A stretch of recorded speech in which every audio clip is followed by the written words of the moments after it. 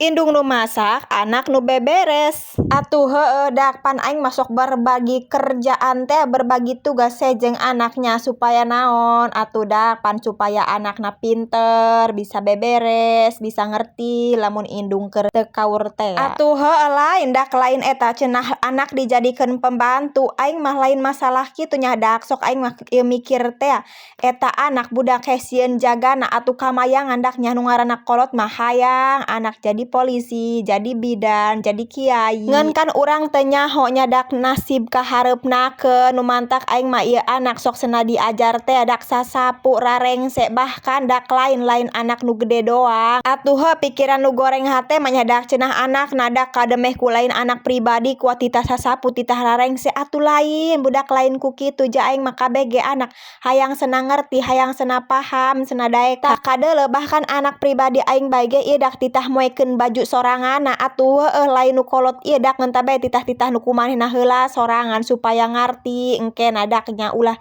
ketergantungan teuing hirup mah ja urang mah ngaranna jelema ieu ngan sahukur bisa nyareat atuh heuh ja nasib mah pan kumaha Gusti Allah nu nentukeun.